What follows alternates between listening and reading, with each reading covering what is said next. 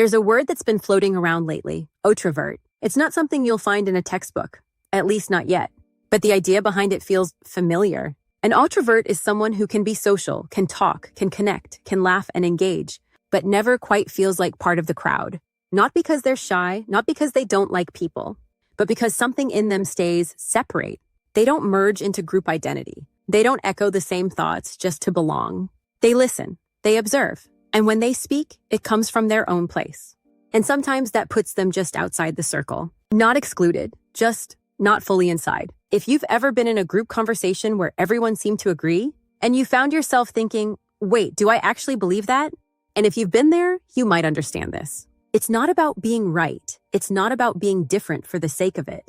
It's about being honest, even when honesty doesn't match the room. And that can feel isolating, because humans are wired to belong. We want to be part of something. But there are some people who feel that pull and still choose not to lose themselves in it.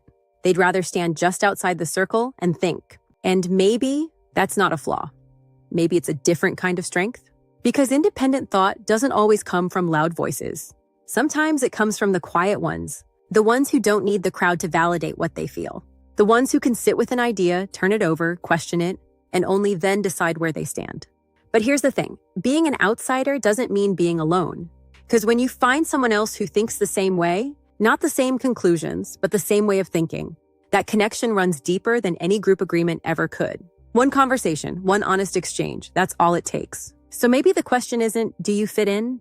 Maybe the question is, are you thinking for yourself? And if the answer is yes, then maybe standing just outside the circle is exactly where you're supposed to be. If this resonates with you, share your thoughts in the comments, not what others expect you to say, but what you actually think. And if you enjoyed this conversation, don't forget to like, subscribe, and turn on notifications so you don't miss the next story. Pull up a chair, warm your hands, and stay a while, because the fire never dies as long as people keep showing up. Thanks for watching. I'm Christy, and I'll see you next time.